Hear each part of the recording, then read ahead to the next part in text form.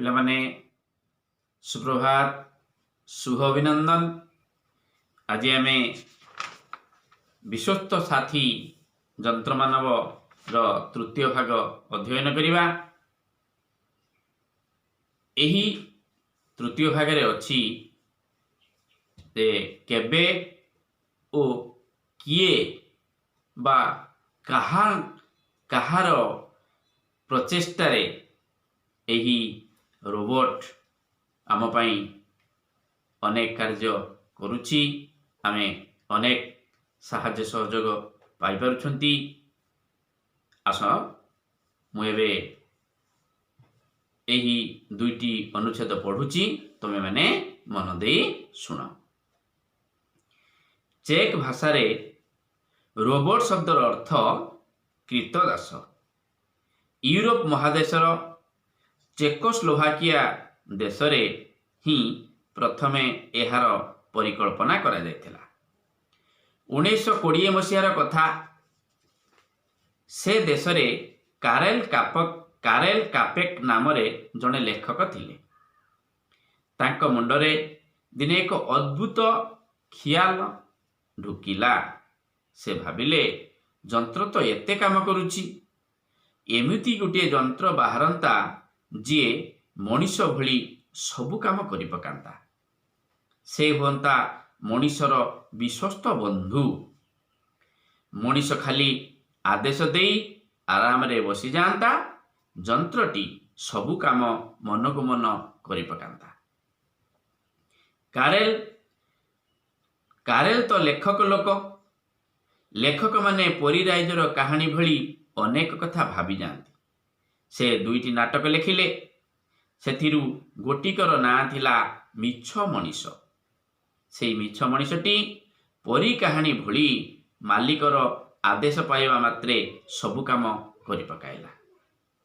ଦର୍ଶକମାନେ ଖୁସିରେ ତାଳି ମାରି କହିଲେ, ସାବାସ ସାବାସ। କାରେଲଙ୍କ ସ୍ୱପ୍ନ ଦିନେ ସଫଳ ହେଲା। 1939 ମସିହା ବେଳକୁ ବିଜ୍ଞାନୀମାନେ ପ୍ରଥମ କରି ମଣିଷ ଆକୃତିର ଗୋଟିଏ ଛୋଟ ରୋବଟ ତିଆରି କଲେ। ଆମେରିକାର ନ୍ୟୁୟର୍କ ସହରର ଏକ ମେଳାରେ ଏହା ପ୍ରଦର୍ଶିତ ହେଲା। ଏହାପରେ ବିଜ୍ଞାନୀମାନେ ଲାଗିଗଲେ ଆହୁରି ଉନ୍ନତ ଧରଣର ରୋବଟ ତିଆରି କରିବାରେ। ଏବେ ସାରା ପୃଥିବୀରେ ପ୍ରାୟ 10 ଲକ୍ଷ ରୋବଟ କାମ କରୁଛି। ଏଥିରୁ ପ୍ରାୟ 70% ରୋବଟ କେବଳ ଜାପାନରେ ତିଆରି। ଜାପାନର ଦୋକାନମାନଙ୍କରେ ବିକ୍ରି ହୁଏ। ହେଲେ କାରେଲ କାପେକ୍ଙ୍କୁ ଲୋକେ ଭୁଲି ନାହାନ୍ତି।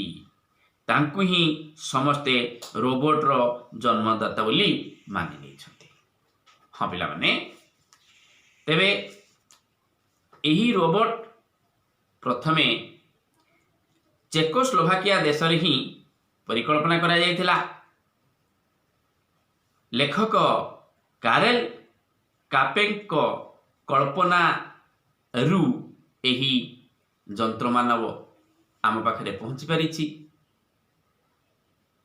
କାରେଲ କାପେକ୍ ଜଣେ ଲେଖକ, ଜଣେ ବୈଜ୍ଞାନିକ ନୁହନ୍ତି, କିନ୍ତୁ ତାଙ୍କର ଏହି ଲେଖାର ଭାବଧାରାରେ ବିଜ୍ଞାନୀମାନେ ଆମ ପାଖରେ ସେହି ଯନ୍ତ୍ରମାନବ ପହଞ୍ଚାଇ ଦେଇଛନ୍ତି, ଯିଏ ଜଣେ ମଣିଷର ବିଶ୍ୱସ୍ତ ବନ୍ଧୁ ହେଇପାରିଛି।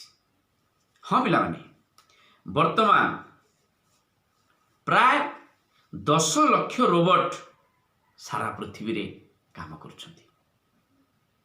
1939 ମସିହାରେ ବିଜ୍ଞାନୀମାନେ ପ୍ରଥମ କରି ଏହି ଯନ୍ତ୍ରଟି ତିଆରି କଲେ। ଆମେରିକାର ନ୍ୟୁୟର୍କ ସହର ଏହିଠାରେ ପ୍ରଥମ କରି ଏକ ମେଳା ପ୍ରଦର୍ଶିତ ହେଉଥିଲା।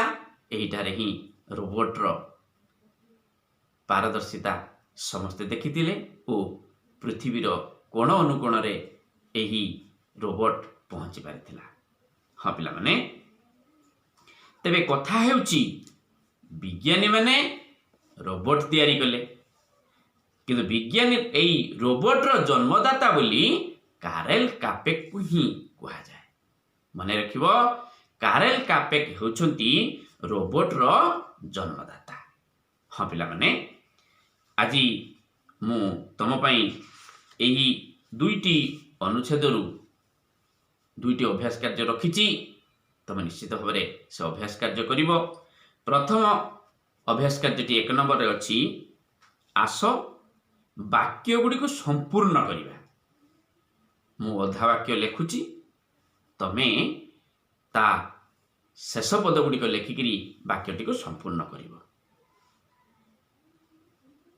କରେ ଅଛି, ଚେକ୍ ଭାଷାରେ ରୋବୋଟ ଶବ୍ଦର ଅର୍ଥ ଡ୍ୟାସ୍। ଖ ନମ୍ବର, ତାଙ୍କ ମୁଣ୍ଡରେ ଦିନେ ଏକ ଡ୍ୟାସ୍। ଗ ନମ୍ବର, ସେ ହୁଅନ୍ତା ମଣିଷର ଡ୍ୟାସ୍। ଘ ନମ୍ବର, ଦର୍ଶକମାନେ ଖୁସିରେ ତାଳି ମାରି କହିଲେ ଡ୍ୟାସ୍। ୱ ନମ୍ବର, ହେଲେ କାରେଲ କାପେଙ୍କୁ ଡ୍ୟାସ୍। ହଁ ପିଲାମାନେ, ଏଇ 5ଟି ବାକ୍ୟ ସମ୍ପୂର୍ଣ୍ଣ କରିବ।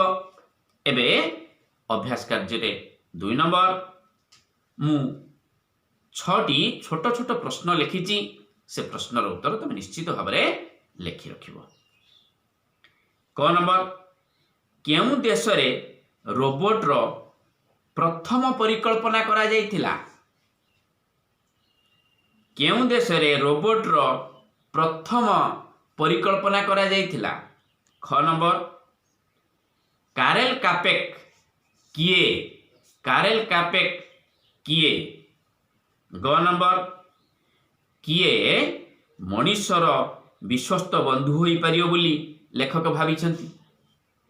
କିଏ ମଣିଷର ବିଶ୍ୱସ୍ତ ବନ୍ଧୁ ହୋଇପାରିବ ବୋଲି ଲେଖକ ଭାବିଛନ୍ତି?